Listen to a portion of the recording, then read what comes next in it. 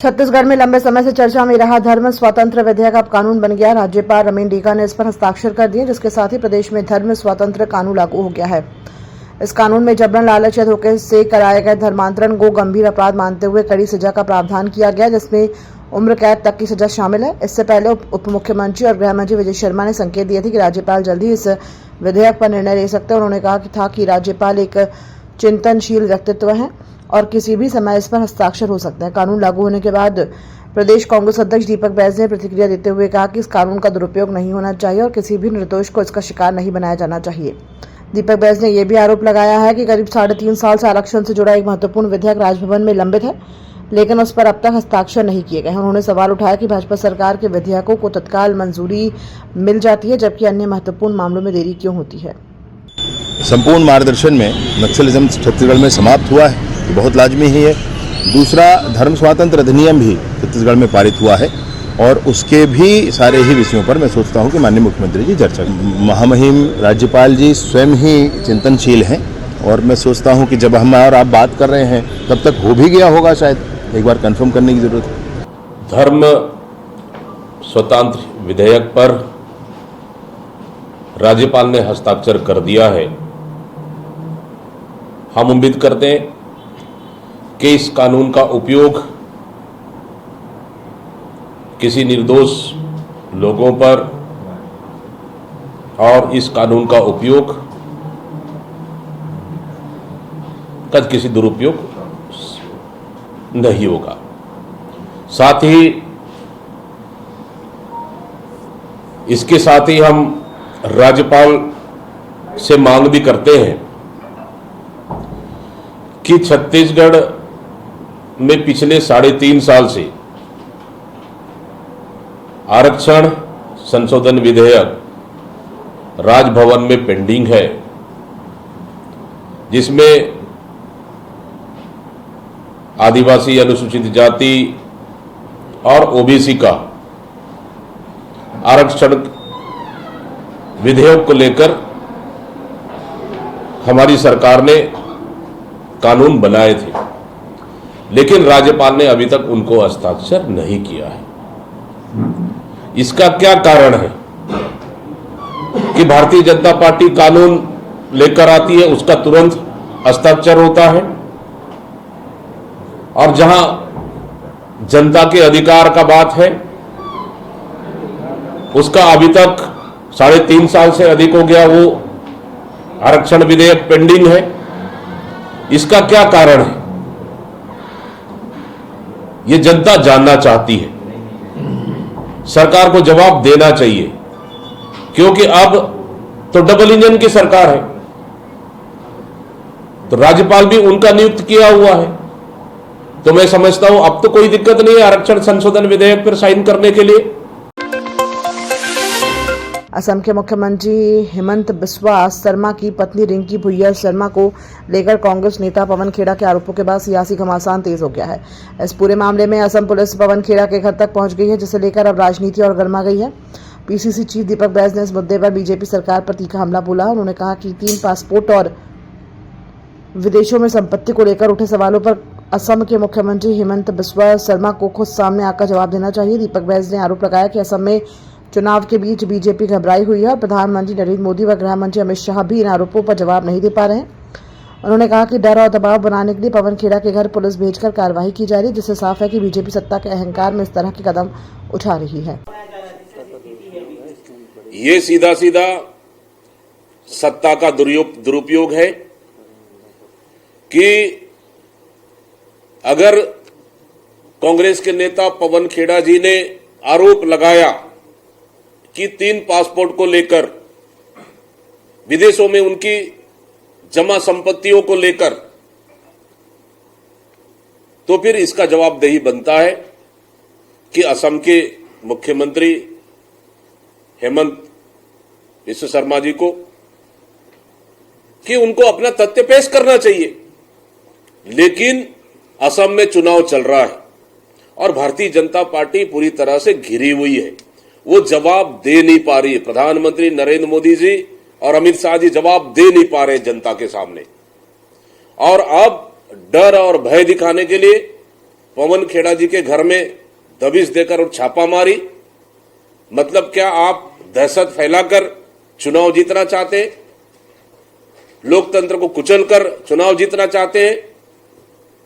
आपके पास कानूनी अधिकार है, उसका आप कानूनी सिस्टम से जाएं, लेकिन कानूनी अधिकार को दुरुपयोग कर, अपना सिस्टम को दुरुपयोग कर, अपना पावर को गलत इस्तेमाल कर किसी घर में छापा मारकर आप चुनाव जीत जाएंगे? ये कैसे संभव है? इससे साफ है कि सत्ता के अहंकार में भारतीय जनता पार्टी अपनी चोरी छुपाने के लिए और उस मुद्दे को उठाने वाले छापा मारना, ये सीधा सीधा सत्ता का अहंकार और सत्ता का दुरुपयोग है। राजधानी रायपुर में कांग्रेस ने जिला शिक्षा अधिकारी कार्यालय के सामने प्रदर्शन कर आरटीई में नर्सरी कक्षा को शामिल करने की मांग उठाई। कांग्रेस का आरोप है कि मनमोहन सिंह की सरकार के समय से नर्सरी को शामिल किया गया था, लेकिन वर्तमान में राज्य सरकार बच्चों के प्रवेश में बाधा डाल रही है। इधर प्राइवेट स्कूल एसोसिएशन ने प्रतिपूर्ति राशि नहीं बढ़ाए जाने पर आरटीई के तहत प्रवेश देने से इनकार करने की चेतावनी दी है। इसके जवाब में छत्तीसगढ़ सरकार ने सख्त रुख अपनाते हुए स्पष्ट किया कि आरटीई के तहत प्रवेश नहीं देने वाले निजी स्कूलों की मान्यता रद्द की जा सकती है। राज्य में गैर अनुदान प्राप्त निजी स्कूलों में आरटीई के तहत 25% सीटें आर्थिक रूप से कमजोर वर्ग, ईडब्ल्यूएस और वंचित बच्चों के लिए आरक्षित है। कांग्रेस का दावा है कि उनकी सरकार के समय अधिक बच्चों को निजी स्कूलों में प्रवेश मिलता था, जबकि अब ये सीमित हो गया है।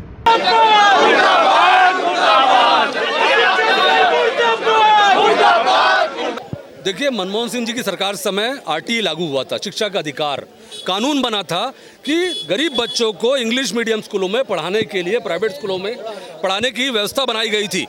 और उस व्यवस्था के तहत नर्सरी के अंदर भर्ती होने के बाद में बच्चे हायर क्लासेस तक के, लास्ट क्लास तक के वो लोग पूरी पढ़ाई वहीं पर होती थी।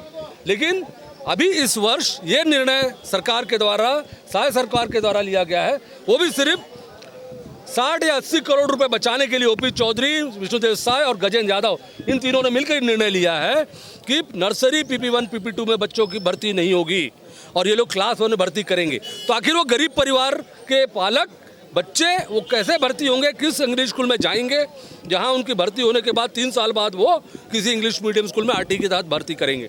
ये अपने आप में अव्यवहारिक निर्णय है। ये सरकार एक ऐसी सरकार के रूप में चल रही है जिसकी ना कोई समझ है, ना कोई पकड़ है, ना जनता के नब्ज को पहचाने, ना जरूरतों को पहचान रही है। इसलिए विरोध करने के लिए कांग्रेस पार्टी को यहाँ आना पड़ रहा है। तमाम तरीके की शिकायत शिक्षा विभाग का है। 20,000 करोड़ का बजट है इनका, भ्रष्टाचार में पूरा पैसा जाता है।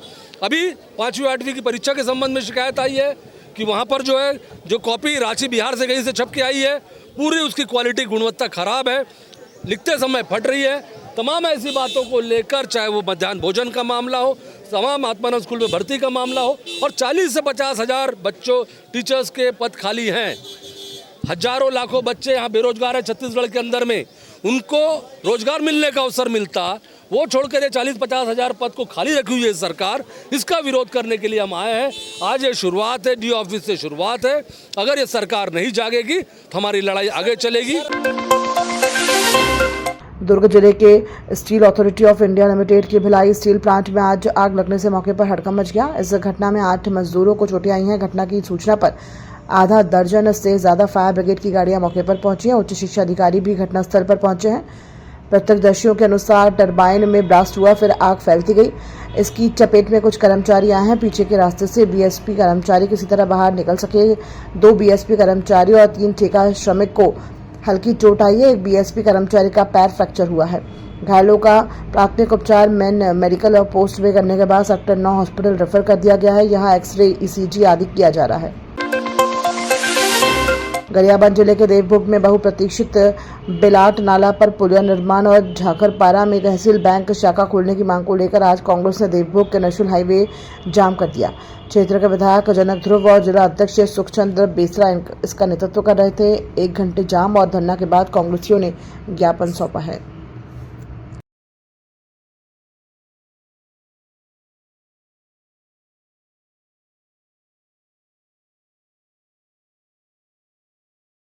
त्वरित नहीं किया जाता तो आने वाले दिन में ये बृहद रूप लेगा। ये तो टाइटल है, पिक्चर अभी बाकी है। बड़ा आंदोलन करने की तैयारी में हमारे लोग, चूंकि ये बहुत प्रक्षितित मांग है, पुरानी मांग है। लोगों जहाँ पे छत्तीसगढ़ में आने जाने के लिए हजारों लोग वहाँ पे 36 गांव में जहाँ लगभग 50 गांव होते हैं, वहाँ पे हजारों लोग यहाँ पे स्कूल आते हैं, स्वास्थ्य कारणवश यहाँ पे देवभोग आते हैं और आने जाने के लिए उस भरी बरसात में काफी कठिनाइयों का सामना करना पड़ता है। कई दिन तो रास्ता जाम हो जाता है, बंद हो जाता है। और जिस मांग को लेकर के पिछले 17 साल से बीजेपी की सरकार नहीं कर रही। हमारे भूपेश बघेल सरकार जब थी तो 4 करोड़ 24 लाख को स्वीकृति दिया था, लेकिन किसी कारणवश ये प्रशासनिक अमला कारण, प्रशासनिक अधिकारी के लापरवाही के कारण जो पैसा अन्यत्र चला गया था और फिर से उसको हमने सेतु निगम में लाया है। लेकिन वो पुरानी जो 4 करोड़ 24 लाख के लगभग राशि है, वर्तमान जो दर है, वर्तमान जो कीमत है, उसमें रेट ज्यादा बढ़ने के कारण से उसमें कोई ठेकेदार नहीं बनाने की इच्छुक है। आज हमारे जिला कांग्रेस कमेटी गरियाबंद के मार्गदर्शन में ब्लॉक कांग्रेस कमेटी देवभोग के नेतृत्व में 2 प्रमुख मांग को लेकर के आज चक्का जाम का कार्यक्रम आयोजन किया गया है, जिसमें से प्रमुख रूप से बिलाट नाला का तत्कालीन निर्माण हो, दूसरा झाकरपारा और सीनापाली में जिला सहकारी बैंक का जो है ना स्थापना हो। ये 2 प्रमुख मांगे हैं। बिल्कुल एनएच जाम की हैं, आज 130 एनएच जाम की हैं झरावाल के सामने, और हम शासन प्रशासन को अवगत कराना चाहते हैं कि तत्काल हमारे 2 प्रमुख मांगे को जो है ना पूरा किया जाए, क्योंकि छत्तीसगढ़ मुख्यालय झाकरपारा और क्षेत्र के लोगों को मुख्यालय से जुड़ने के लिए, आवागमन करने के लिए भारी तकलीफ होता है। वर्षाकाल में लंबी मांगे हमारी ये रही है और जो है ना आज तक पूरा नहीं हो पाना ये दुर्भाग्य की बात है, जिसके चलते आज हम जो है ना चक्का जाम कर शासन